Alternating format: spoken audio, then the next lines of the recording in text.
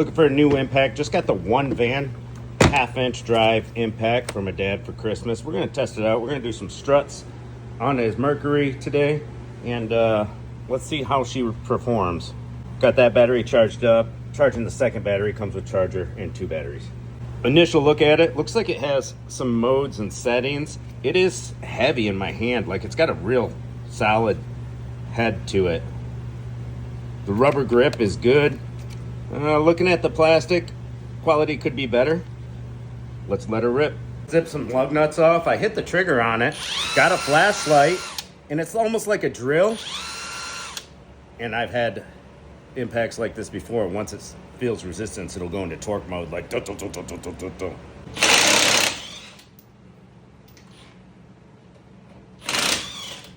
Well, it passes the lug nut test. Ripped them right off. All right, we're doing struts. This is a 07 Mercury Mariner. This is gonna work for multiple years. I'll put it in the description or something, and it's gonna work for the Ford Escape and Mazda Tribute, I think. Something like that. So we're doing the struts. Pretty simple struts. We got a sway bar attached here. We got 2 bolts on our strut right here, 4 bolts up top, and of course we got to take this little bracket off that holds the brake hose and the wheel speed sensor. And pretty easy. Little 10mm right here. Zipper right out. And grab this little clip off the brake hose. Pull it back. Come here, buddy.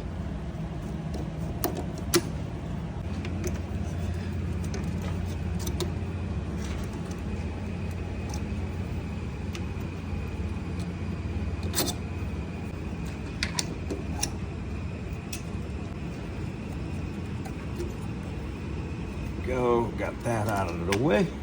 Then we need 18 and 18. I want to zip the nuts off.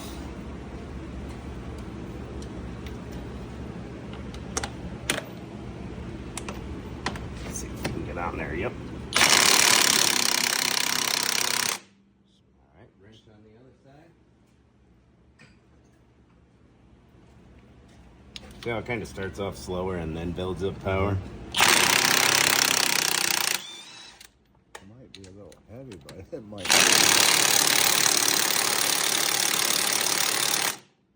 Alright. Kick ass for ice fishing. Yeah, that's She's stuck on that one, huh? yeah, I'm not too impressed all of a sudden.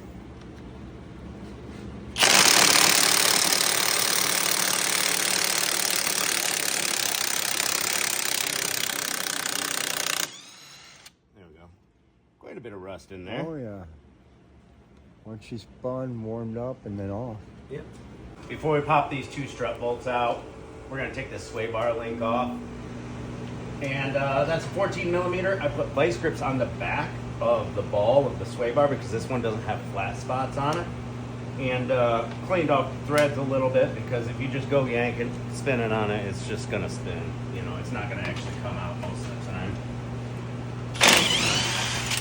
See that? Vice grips right on it, or else that ball inside there just keeps on spinning. Just knock it out all in one whack. These will pop out. Doesn't look like they will. Now we're not going to worry about getting the sway bars out of the way until the struts are gone and we're disconnected on both sides. I already disconnected the other side. The strut's ready to come out. We're just going to use a screwdriver and pop these out. Go all the way, do a little spin, and it'll spin its way out. Come on, baby. Keep going.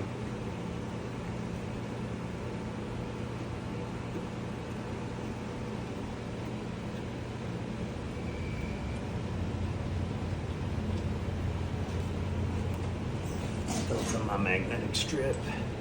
Don't lose them. And go ahead and just turn this back to being about straight. Smack it. We'll pop out of there. And now we're ready to come down. All right, we're gonna zip our 4 14mm nuts off the top of the strut.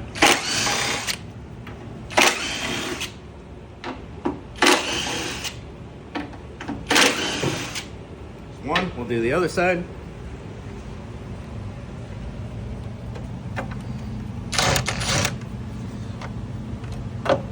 All right, why is these 15s? Same with the struts on the rear. They were The different shocks on the size, rear. too.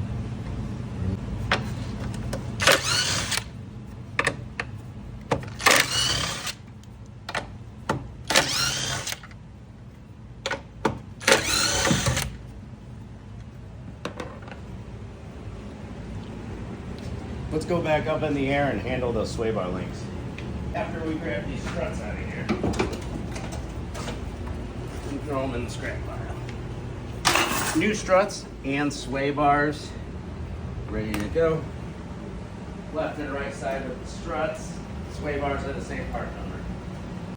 So we're gonna do the sway bar, and you can see how these boots are just cracking and tearing up. See how much rust is inside there?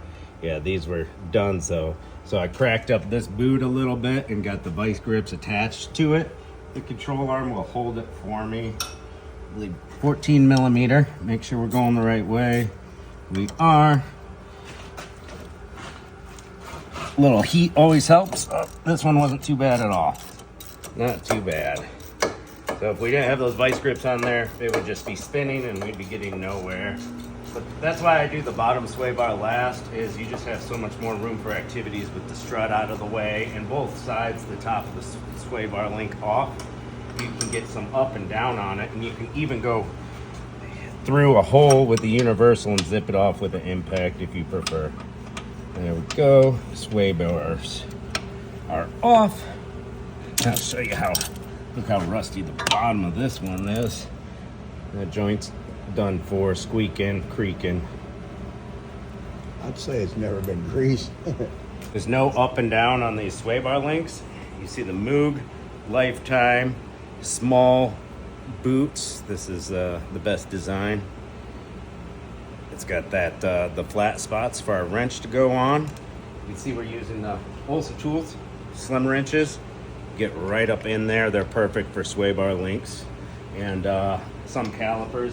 Using the Olsa Tools magnetic strip too. Find all the stuff in my Amazon store, link in bio. And I like to attach everything reverse order. So I'm gonna get that sway bar right here and get it tightened down. And then we will put the strut in. Slim wrench right in the slot. Ratcheting wrench, Jaeger tools. I've had these for years and I've abused them. I haven't been able to break one yet, but it looks like Moog has a different size nut on there of 15, so I gotta grab the 15 ratcheter. Hey.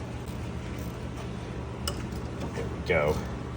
As far as bang for your buck ratcheting wrenches that actually hold up over the years in a professional environment, I can't speak of anything better than the Jaeger Tools ratcheting wrench set.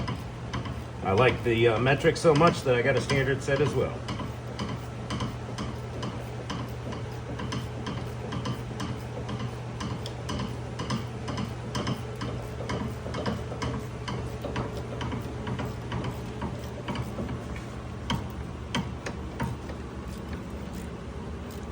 See, with this slim wrench, you're not damaging your boot or anything, and you can get it all the way tight and still pull your wrench out, where a regular sized wrench, you would not be able to accomplish that. Nice and tight, just like so. Slim wrench comes out. Now time for the struts. And yeah, sometimes I climb up on the hoist and do stuff, but I'm gonna bring it down. On these struts, this particular brand does say out, so that's going to be outward facing.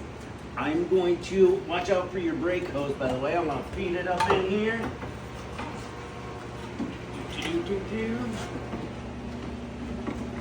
Line her up, and I'm going to hold it with one hand. My cameraman's helping me out too, I guess. I can do it by myself, but he's helping. Now, struts are heavy, so if you're not super strong, it might be tougher, but because this is a 4-stud strut and you got lots of room and it's not that big of a distance, this is an easy one to do by yourself. Now I'm gonna just leave these finger tight at the top and go ahead and lift this back up in the air. See, we got our sway bar link on and we can spin. Be careful not to hyperextend your CV axle. If it comes out too far, it's just kind of a pain to get the bearings to fit into that tulip. But let's get everything put back together up in the air where we're comfortable.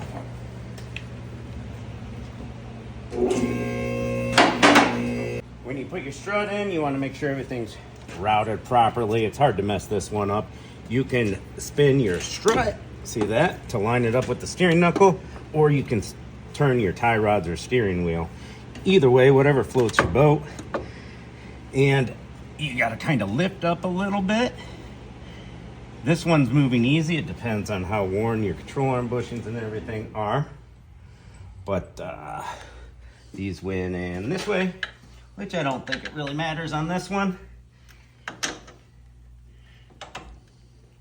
Get them started. No. This one doesn't quite want to line up, and that's where a little screwdriver comes in handy.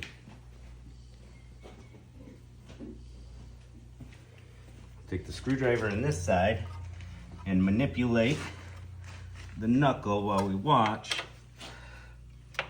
Ooh, she's really close. There we go. Grab my hammer. Just whichever one's closest. Smack them in there. Now we can do our sway bar links. We're just going to get everything started loosely for both sides. So it helps if you cut the wheel sometimes.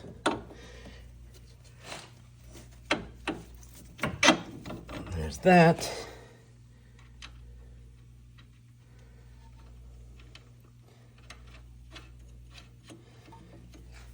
Couple of nuts for these guys.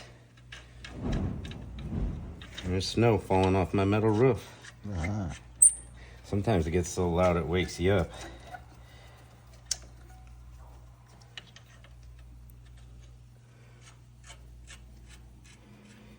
All right, and this little bracket went in like this. Little tab right there. Got the little bolt still on the 10 mil.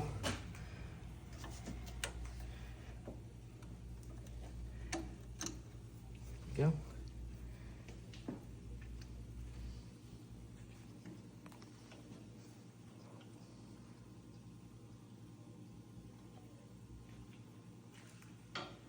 We got our brake hose goes under and then up.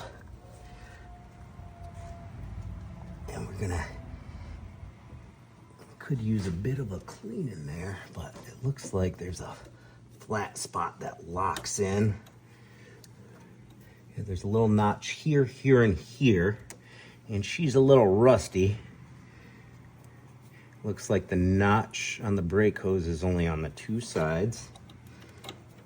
And those notches are gonna have to line up for our clip to fit in. There we go, just a little bit of rust, keeping it from going in easily.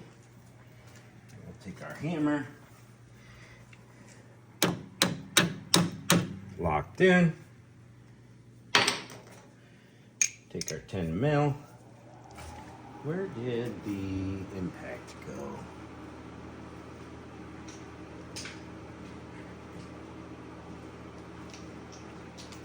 Rear tire. Oh, you got it. A little zip.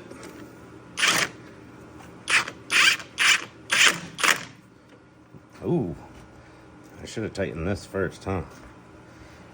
Rookie mistake. Slim wrench. Zip, zip.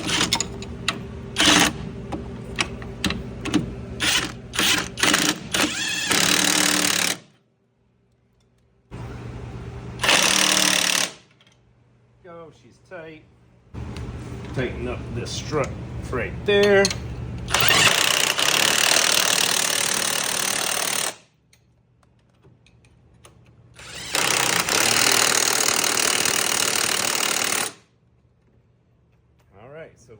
tight, tight, tight, tight, tight, tight. All we have to do is tighten the 4 nuts on top of the struts. We'll let the weight of the vehicle come down a bit and then tighten those 4. Grease these sway bar links with the grease gun because they are greasable. Put our wheel back on and ship it out to the alignment shop. We're done. Thanks for watching, guys.